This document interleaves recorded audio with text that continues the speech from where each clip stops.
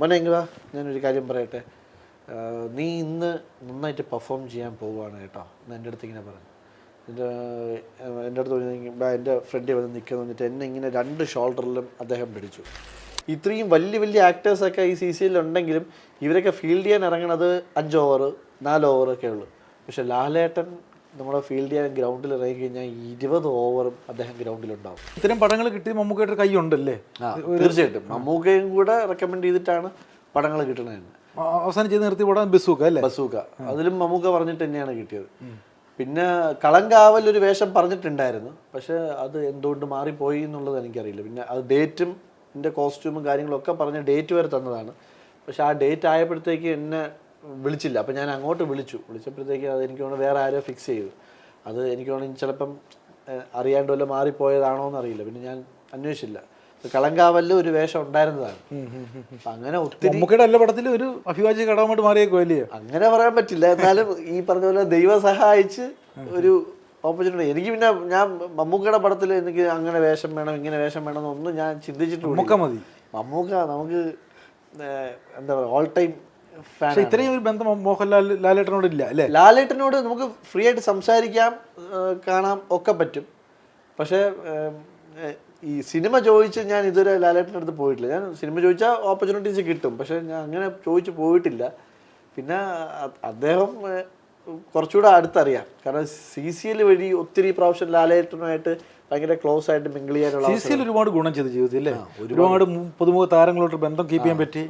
പിന്നെ ഈ പറഞ്ഞ പോലെ നമുക്ക് ആദ്യമൊക്കെ ഞാൻ ചെന്നപ്പോഴത്തേക്കും ഒരു പുറത്തുനിന്ന് വന്ന ഒരാൾ എന്നുള്ളതായിരുന്നു. പിന്നെ ഇതിൻ്റെ അകത്ത് നിന്നപ്പോഴത്തേക്ക് എല്ലാവരുമായിട്ട് നമുക്ക് സംസാരിക്കാനും മിങ്കിൾ ചെയ്യാനും ഒരു വലിയൊരു ഓപ്പർച്യൂണിറ്റി എനിക്ക് കിട്ടി. അപ്പം ലാലേട്ടനുമായിട്ടൊക്കെ CCL എനിക്ക് ഭയങ്കര ഒരുപാട് ഭാവന ഒരു ഈ ഒരു മാച്ചിൽ എനിക്ക് പെർഫോം ചെയ്യാൻ പറ്റാത്ത 2-3 മാച്ചസ് ഉണ്ടായിരുന്നു. അപ്പോൾ ആ സമയത്തൊക്കെ ലാലേട്ടൻ നമ്മുടെ ടീമിൻ്റെ കൂടെ ഉണ്ട്. അപ്പോൾ ലാലേട്ടൻ എന്നോട് ഞാൻ ഭയങ്കര ഡൗൺ ആയിരുന്നു ആ സമയത്ത്. പക്ഷേ എനിക്ക് പെർഫോം ചെയ്യാൻ പറ്റണില്ലല്ലോ എന്നുള്ളൊരു ഡൗണിൽ. അപ്പോൾ ലാലേട്ടൻ അതൊക്കെ മനസ്സിലായി. ലാലേട്ടൻ ആ ഒരു മാച്ച് തുടങ്ങുന്നതിന് മുന്നേ മോനെ എങ്ങുവാ ഞാനൊരു കാര്യം പറയട്ടെ, നീ ഇന്ന് നന്നായിട്ട് പെർഫോം ചെയ്യാൻ പോവുകയാണ് കേട്ടോ എന്ന് എൻ്റെ അടുത്ത് ഇങ്ങനെ പറഞ്ഞു. എൻ്റെ അടുത്ത് പറഞ്ഞാൽ എൻ്റെ ഫ്രണ്ട് വന്ന് നിൽക്കുന്ന വന്നിട്ട് എന്നെ ഇങ്ങനെ 2 ഷോൾഡറിലും അദ്ദേഹം പിടിച്ചിട്ട് ഒന്ന് കണ്ണടച്ച് നിന്നോ. ഞാനും കണ്ണടച്ചിരിക്കുകയാണ്. എൻ്റെ ശരീരത്തിലുള്ള കംപ്ലീറ്റ് പോസിറ്റീവ് എനർജി ഞാൻ മോനിലേക്ക് പകർന്നു തരാൻ പോവുക കേട്ടോ എന്ന് പറഞ്ഞിട്ട് ഇങ്ങനെ എന്നെ പിടിച്ച് പുള്ളി ഇങ്ങനെ ഒരു മിനിറ്റോളം ഇങ്ങനെ കണ്ണടച്ച് നിന്ന്. അപ്പോൾ ഞാനും അത് ഭയങ്കര എന്ന് പറഞ്ഞാൽ നമുക്ക് ഇതൊന്നും സ്വപ്നത്തിൽ പോലും ചിന്തിക്കാൻ പറ്റാത്ത കാര്യം. കാരണം ഇത്രയും വലിയൊരു ആൾ വന്നിട്ട് നമ്മുടെ അടുത്ത് അദ്ദേഹത്തിൻ്റെ പോസിറ്റീവ് എനർജി മൊത്തം തന്നു എന്നൊക്കെ പറയുമ്പോഴേ അതൊരു ഭയങ്കര വലിയ സംഭവമാണ്. മോഹൻലാലിന്റെ പോസിറ്റീവ് എനർജിയോടെ കളി കളിച്ചത് എന്തായാലും ആ മാച്ച് ഞാൻ അടിച്ചു. ആ മാച്ച് ശ്രീശാന്തൊക്കെ കളി കാണാൻ വന്നിരുന്നു. ബംഗാളുമായിട്ടായിരുന്നു കളി. ഞാനൊരു 10 ബോളിൽ 21 റൺ എന്തോ അടിച്ചു. എന്നിട്ടും അനാവശ്യ ബോളിലാണ് ഞാൻ ഔട്ടാവണത്. നന്നായിട്ട് ഞാൻ ബാറ്റിൽ കൊണ്ട് നിൽക്കുമായിരുന്നു. അപ്പം അങ്ങനെ ഒരു ഭയങ്കര ഒരു അനുഭവം ഉണ്ടായി. പിന്നെ ലാലേട്ടൻ പിന്നെ ഗ്രൗണ്ടിലും ഭയങ്കര എനർജറ്റിക്കാണ്. അപ്പം ഇത്രയും പ്രായമുള്ള ഒരാളാണ് അല്ലെങ്കിൽ ഇത്രയും വലിയ ആളാണ് അങ്ങനെയുള്ള ചിന്തയൊന്നും അദ്ദേഹത്തിന്. നമ്മൾ ഏത് ലെവലിൽ നിൽക്കുന്ന ആ ലെവലിൽ അദ്ദേഹം വരും, നമ്മളോടൊപ്പം എത്തും. ഈ CCL ഒരു സംഭവം എന്ന് വെച്ച് കഴിഞ്ഞാൽ ഈ തെലുങ്കിൽ വെങ്കടേഷ് അദ്ദേഹമുണ്ട്, കർണാടകയിൽ കിച്ചാ സുദീപ് ഉണ്ട്, തമിഴിൽ ആ സമയത്ത് ശരത് സാറൊക്കെ ഉണ്ടായിരുന്നു, പിന്നെ ഹിന്ദിയിൽ സുനിൽ ഷെട്ടിയൊക്കെ ഉണ്ട്. ഇത്രയും വലിയ വലിയ ആക്ടേഴ്സൊക്കെ ഈ CCL ഉണ്ടെങ്കിലും ഇവരൊക്കെ ഫീൽഡ് ചെയ്യാൻ ഇറങ്ങണത് 5 ഓവർ 4 ഓവറൊക്കെ ഉള്ളൂ. പക്ഷെ ലാലേട്ടൻ നമ്മളെ ഫീൽഡ് ചെയ്യാൻ ഗ്രൗണ്ടിൽ ഇറങ്ങി കഴിഞ്ഞാൽ 20 ഓവറും അദ്ദേഹം ഗ്രൗണ്ടിലുണ്ടാവും. അദ്ദേഹം അകത്ത് കയറുകയില്ല, ഫുൾ ടൈം ഗ്രൗണ്ടിലുണ്ടാവും. അദ്ദേഹത്തിനെ കൊണ്ട് പറ്റുന്ന രീതിയിലുള്ള എല്ലാ കോൺട്രിബ്യൂഷനും അദ്ദേഹം ആ ടീമിന് വേണ്ടിയിട്ട് ചെയ്യും. ഭയങ്കര പോസിറ്റീവ് എനർജിയാണ്. നമുക്ക് എല്ലാവർക്കും ഭയങ്കരമായിട്ട് പോസിറ്റിവിറ്റി പകർന്നു തരുന്നൊരു വ്യക്തിയാണ്. അതും എനിക്ക് ഭയങ്കര അത്ഭുതപ്പെടുത്തി. കാരണം നമ്മളൊക്കെ ആ പ്രായത്തിൽ നമ്മൾ ഈ വെയിൽ ഗ്രൗണ്ട് അല്ലെങ്കിൽ ആ ഒരു സ്റ്റാർട്ടത്തിലൊക്കെ ഇരിക്കുന്ന ആൾ ഒരിക്കലും അങ്ങനെ ചിന്തിക്കേണ്ട ആവശ്യം പോലും ഇല്ല. അദ്ദേഹം അകത്ത് പോയിരുന്ന കളി കാണാൻ പറ്റൂലേ? അകത്തിരുന്ന് കഴിഞ്ഞാൽ അദ്ദേഹത്തിന് കളിയുടെ ഇതിൽ. പക്ഷെ അങ്ങനെയൊന്നും ചിന്തിക്കില്ല അദ്ദേഹം. നമ്മൾ എന്ത് ചെയ്യണോ അതിൻ്റെ ഒപ്പം നമ്മളെ കൂടെ നിൽക്കും അദ്ദേഹം. അങ്ങനെ ഭയങ്കര ഒരു വലിയ മനുഷ്യനാണ്. ആ ലെജൻഡുകൾ അവിടെ നിൽക്കട്ടെ. പുതുമുഖ താരങ്ങളോട്ടുള്ള ബന്ധങ്ങളൊക്കെ എങ്ങനെയുണ്ട്? എല്ലാവരും ഇട്ട് അത്യാവശ്യം ബന്ധം കീപ്പ് ചെയ്യാൻ പറ്റുന്നുണ്ട്. പൃഥ്വിരാജ് പൃഥ്വിരാജിന്റെ പടത്തിലൊന്നും വന്നിട്ടില്ല. ഇല്ല. പൃഥ്വിരാജുമായിട്ട് എനിക്ക് അങ്ങനെ ഒരു CCL-നകത്തുള്ളൊരു ബന്ധമുണ്ടല്ലേ? CCL ഞാൻ കണ്ടിട്ടുണ്ട്, സംസാരിച്ചിട്ടുണ്ട്. പക്ഷെ എനിക്ക് അങ്ങനെ ക്ലോസ് ആയിട്ട് മിണ്ടാനുള്ള അവസ്ഥ. പക്ഷെ ഇന്ദ്രിയത്തേട്ടനുമായിട്ട് ഞാൻ ഒത്തിരി അടുപ്പമുണ്ട്, ഒത്തിരി കാര്യങ്ങൾ സംസാരിക്കാൻ പറ്റിയിട്ടുണ്ട്, സംസാരിച്ചിട്ടുണ്ട്. ഇന്ദ്രിയതോട്ടനുമായിട്ട് നല്ല അടുപ്പമുണ്ട്. ചാക്കോച്ചനുമായിട്ട് നല്ല അടുപ്പമുണ്ട്.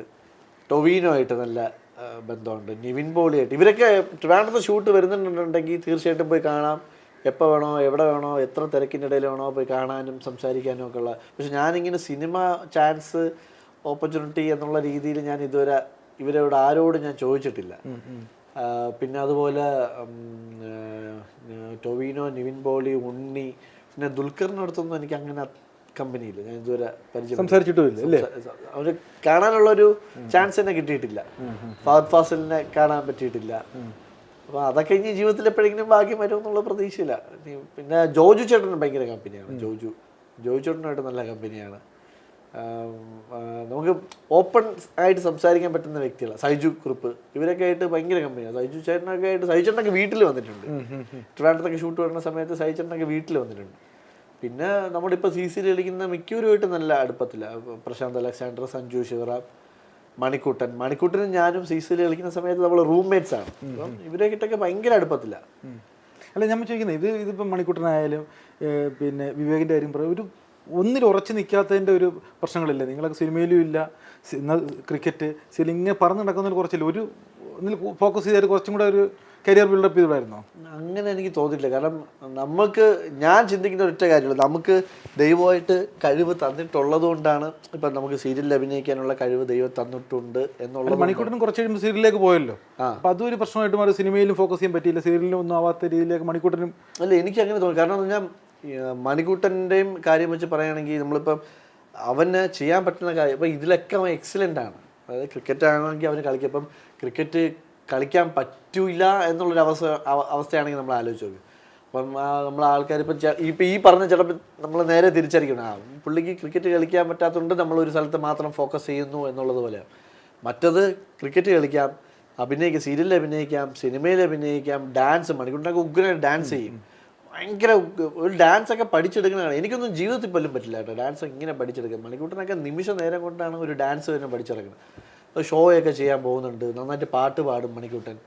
അപ്പം ശരിക്കും പറഞ്ഞാൽ സകലകല വല്ലഭനാണ്. നന്നായിട്ട് തമാശ പറയും. ഒരു ഗ്രൂപ്പിലൊക്കെ വന്നിരുന്നാൽ ഭയങ്കര രസമായിട്ട് തമാശ പറയും.